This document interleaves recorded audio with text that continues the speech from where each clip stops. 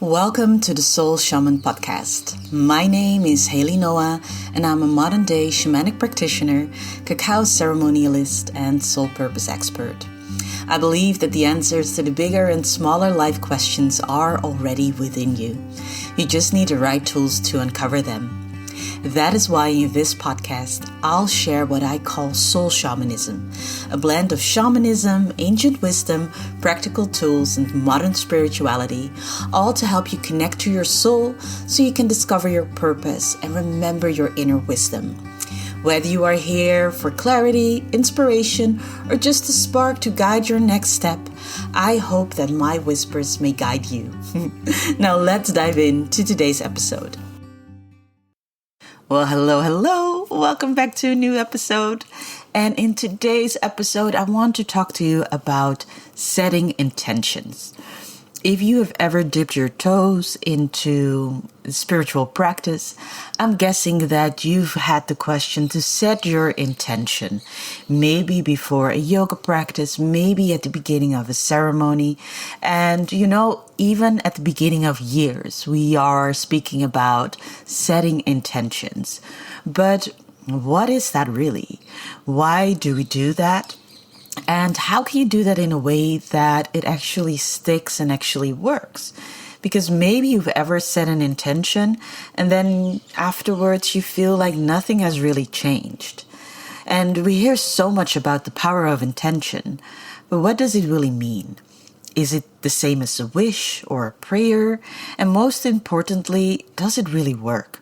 Or is it something that spiritual people just say to make themselves feel better? So today I want to break down this in a way that it is practical, but also deeply spiritual. So that after today's episode, you know exactly what the difference is between an intention and a prayer, why some intentions work while others don't, and of course how to set intentions in a way that actually leads to transformation. That is why we are doing it. So let's dive into all of this good stuff. And I want to start with that really important question. What is an intention? Before we even continue speaking, what do I mean or we mean when we say intention? Now, an intention, it is not just a thought or a wish. It is a conscious direction of energy. It is a way of saying to, the universe or spirit or God or whatever resonates the most with you, maybe your soul. This is where I choose to focus my energy. So it's really a way of directing, the energy that you are creating during that practice towards where you want it, to lead. So unlike a goal, which is about achieving something external, an intention is about the inner shift that aligns with what you desire. For example, a goal might be, I want to find my soul purpose this year. An intention would be, I open myself to clarity about my soul purpose and trust that the path will unfold. So with a goal, it is more about forcing an outcome, really taking action and having control over what is going to get out of it. And with an intention, it is more about inviting it in. So with that intention that I've just shared, it is not so much about I'm going to do X, Y, and Z to uncover my soul purpose, but I trust that with this intention, that what is going to help me to uncover my soul purpose will come on my path. So it is basically a different approach, although the desire is pretty much the same. Now, next to goals, there are also wishes and prayers. Now, what is the difference there? A wish is more passive. That is more like blowing out birthday candles and hoping for something to happen.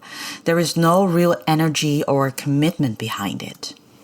And with that, I mean, it is really hopeful, but it is detached from action. It almost relies on external forces to make things happen. So an example of a wish would be, I wish I could find my soul purpose. But this doesn't involve any commitment, action, or alignment. It is just a longing. Where with an intention, that might also sound passive, but actually it is not.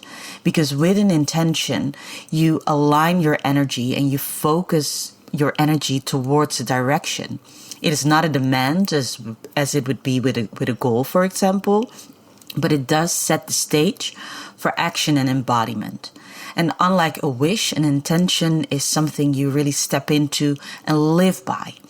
So the example that I used of the intention, I open myself to clarity about my soul purpose and trust that the path will unfold. This statement really shifts your mindset, your energy, and your readiness, making you more receptive to receive the guidance that is going to move you towards the resolution of that intention. And then there are also prayers. So a prayer in a traditional sense is often asking a higher power for something. So a prayer could be, please bring me the love of my life. Please bring me money. Please get me that house or that job. And there's nothing wrong with that. But prayers can sometimes come from a place of lack or desperation, as if we are powerless and need an external force to save us. And I guess that with prayer, we also don't really learn how to do our prayers, right? That is at least how I learned to pray when I was a child, that I should get down on my knees and ask God for the things that I really want, and I would often pray like, please God, give me a good grade for this test, and things like that. So it was really giving my power away, basically. And probably when all that I'm saying about intention can also be applied to prayer, that you can keep it a little bit more open so that you leave some space for God to intervene and show you the way. But I come from a Christian background, and that is how I learned to pray. We would just ask things, God, please give me this or grant me that, or please give help for this and that. So it was more, coming from a place of lack and desperation.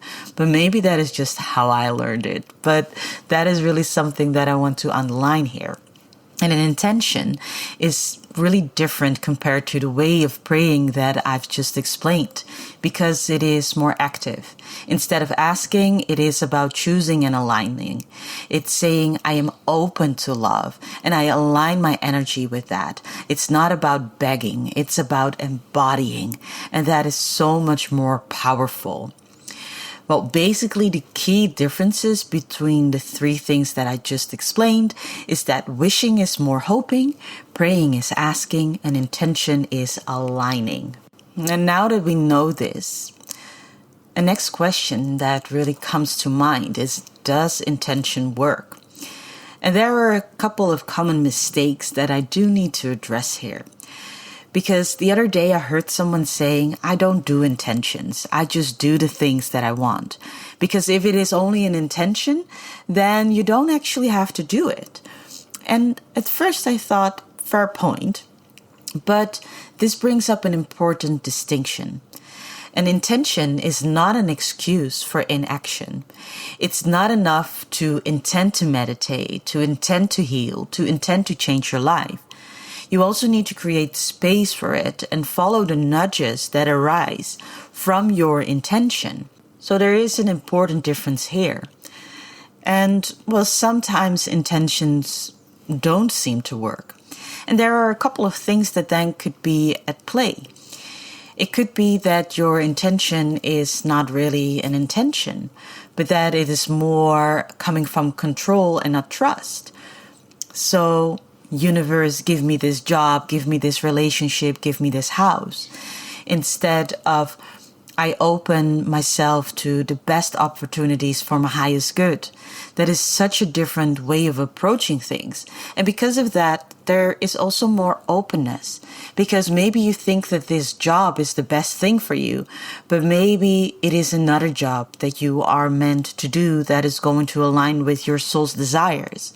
But because you are so rigid, you are trying to control the outcome, you cannot see what is actually there for you.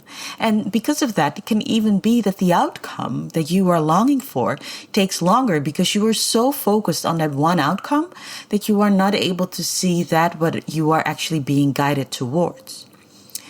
A second thing could also be restrictive language when you set your intention. What I often see, and also in my one-on-one sessions, where we have an intention when we journey to the unseen world of spirit, people often say, oh, should I do this? Or must I do that? Or I want this or that. So there is also that more forceful and restrictive language. I should meditate every day. Or should I take this job? Should I change careers? Instead of using that kind of language, it is better to say, I invite opportunities. I invite clarities. Please show me the way. Bring creative opportunities onto my path.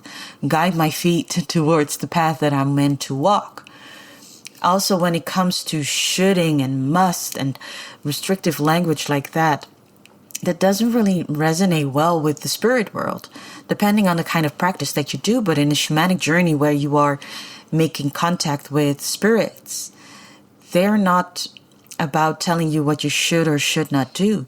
So that is also can also be restrictive in the results that you are going to get out of that session. If you make it more open, for example, show me the way, that is really one that I'm really a fan of, or what am I being called to do? Where am I being guided towards? That gives so much more opportunity for the helping spirits that you are working with to bring you the guidance. Because otherwise, if it's like, well, should I do this or should I do that, then maybe nothing will come through. Because they're like, well, there's nothing that you should do. You could do this or that. So I hope that that is a little bit clear. And some intentions are not embodied, and because of that, they are also not working. So if your intention would, for example, be, I welcome abundance, when in fact you feel really, scarce and you are really in the energy of lack, then the energy is mismatched. And then that can become, a little bit of a hiccup there. So instead of saying, I welcome abundance, maybe you can formulate it in a different way. I welcome the feeling of abundance. I welcome the opportunity to be okay with what there is. And then once you are able to, get more in the feeling of that, then maybe later on you can upgrade that intention. Now that we know a little bit more about, why intentions sometimes don't work, it is also really good to look at how can you set an intention that is actually powerful. What turns it from just words into something that can change your life and transform your life. And one of my teachers, Sandra Ingerman, she says that ceremonies always work. And that is also because of the intention that you bring into a ceremony. The intention that you bring into your spiritual practice, that it's not just about thinking, but you are feeling it and you are embodying it and you are realizing it. And that makes it just so much more stronger than just a message to the universe. But then what can you do next time when you step into a ceremony or another spiritual practice to make sure that your intention will actually stick? Well, the first thing that you can do is that it needs to be rooted in a deep inner truth, not just a desire. A powerful intention comes from your inner wisdom, not just what you think that you want or that you think that you should want. So before setting your intention, ask yourself, is this coming from my soul? Or is this coming from fear, expectations, or ego? That is often what I also say in my practices, that if your intention really comes from the place of the heart, from the place of the soul, if it is deeply true for you, then that is enough. Now, an example of a desire-driven intention could be, I intend to become successful. An intention that is soul-driven sounds more like, I align with my purpose and trust that success will follow. And this matters because the first intention could be coming from a place of lack, while the second is an invitation to expansion. So I hope that you get the difference there. Now, the second thing that makes an intention truly powerful is when it leaves space for the universe to co-create. And as I already mentioned, universe, spirit, God, your soul, whatever resonates with you the most. That what is unseen, but that what is powerful, leaving space for that to help you co-create. Now, intentions fail when they get too rigid. If you try to control exactly how things will happen, you may block a greater possibility. This is about leaving space for something greater than you can imagine to happen, because the truth is that we don't always know how things will come on our path. So that is why it is good to, when you set your intentions, to leave space, as already mentioned.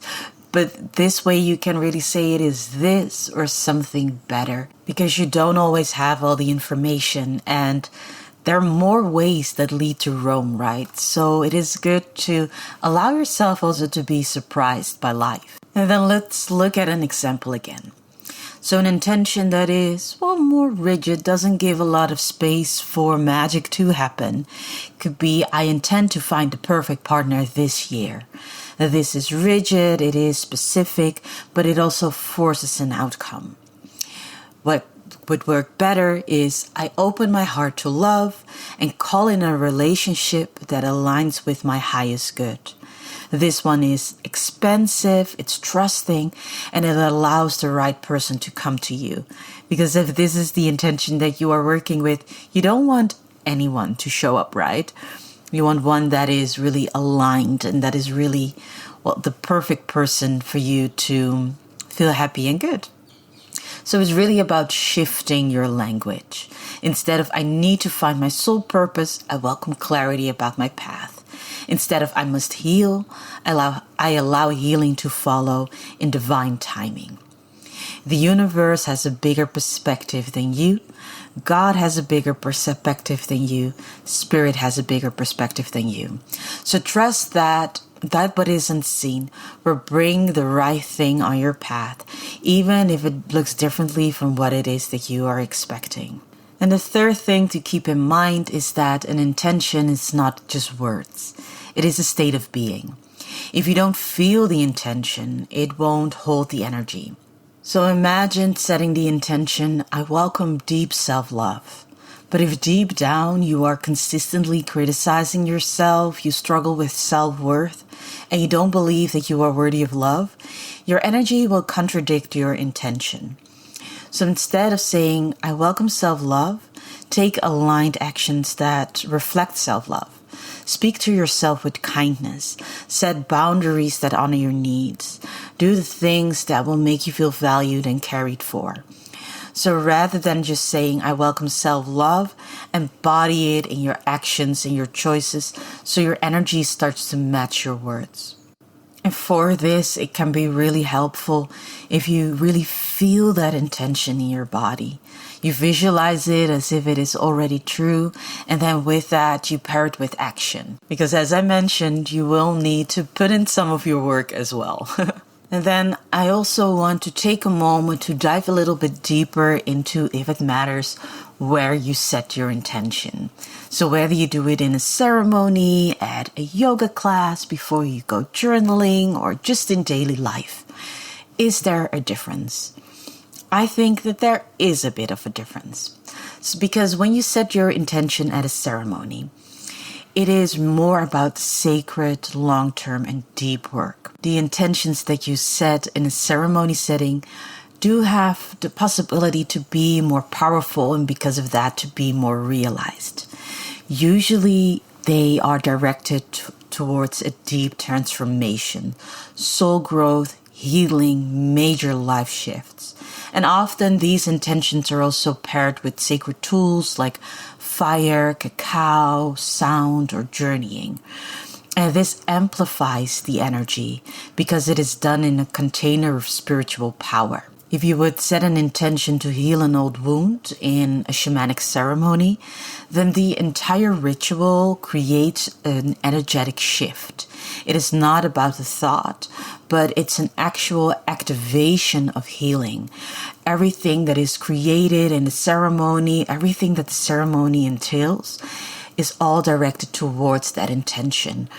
And there's such a powerful transformational energy in a ceremony setting, or there can be, that because of that, really deep and powerful magical things can happen related to that intention that you set in a ceremony setting. And as I said, when you enter into a ceremony space, it always works. So that is why setting intentions for a ceremony is so important, but so powerful as well, because really things are set into motion on an energetic level. Even if they don't seem to have materialized in the ceremony, you can trust that something will have happened and that a shift is coming. So, of course, I'm a little bit biased, but setting intentions in the ceremony setting is really, really powerful and really, really magical. And if you've ever sat in ceremony, I'm sure that you can agree with this statement. Now, when you set an intention at your yoga practice, for example, it really depends, of course, how you set that intention, what it is directed towards. But often that will be more about what you are doing during that practice. For example, I allow myself to soften and trust my body. So that is more how you are going to move through your practice. And with that, it is often more short term and it's not necessarily life-changing, but still also really powerful for the alignment, and it brings mindfulness and energy direction. It can, of course, also be that you decide to dedicate the energy that you will be creating in your body, the positive energy that you are creating in your body, that you are directing that to a bigger shift in your life. And if that is what you do, then that is still going to be really powerful and really helpful as well. And then the intentions that you set in your daily life, they are more about the subtle, conscious, and embodied shifts.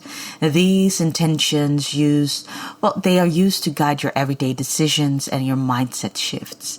Maybe before you start your day, you journal. These 6-minute journals are really popular at the moment, where you can also set your intentions for the day.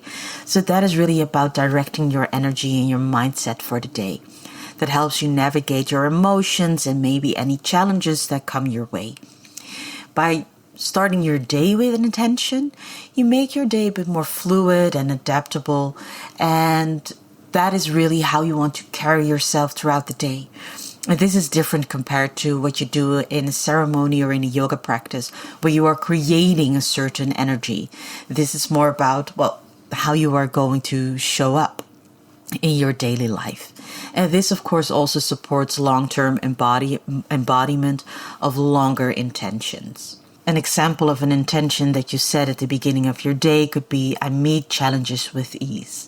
This shifts your reaction in stressful moments. So instead of maybe feeling overwhelmed, this will help you to remember that in that moment you just take a deep breath, you remind yourself of your intention, and then you choose to respond in a way that is aligned with ease, because that was your intention. So to summarize, the difference is really, you can see your intention at a ceremony is more like planting a tree. It's big, it's transformational, and it is long term. The intention that you set at a spiritual practice like a yoga class, you can see it more like watering the garden. It supports your daily growth and alignment. And then the intentions that you set in your daily life are more like the sunlight and the air. They're subtle but constant reinforcements that shape your experience from moment to moment. And they are all really important. So do keep that in mind to, be intentional in all that it is that you are doing. So now we are coming to the end of this episode. And the next time when you are somewhere where you are invited to set an intention, or you want to do this at the beginning of the day, ask yourself, is this rooted in my truth? Does it allow space for that what is unseen to support me? Am I embodying it, or am I just saying words? So I really hope that this episode has helped you to get a deeper understanding of what intentions are and how you can set them in support of your spiritual practice. And with that, we have come to the end of our episode. So I want to thank you so much for tuning in. I hope that this episode has helped you, and I cannot wait to whisper in your ear again next time. Bye. Thank you for listening to the Soul Shaman podcast with whispers from Haley Noah. I hope today's episode inspired you to look within and reconnect with your soul's wisdom. Remember, the answers you are longing for are already inside of you. If you loved this episode, it would mean a lot if you can subscribe, leave a review, or share this episode with someone who might need these whispers too. Until next time, keep listening to the wise whispers of your soul. My name is Haley Noah, and I cannot wait to guide you again in my next episode. Bye.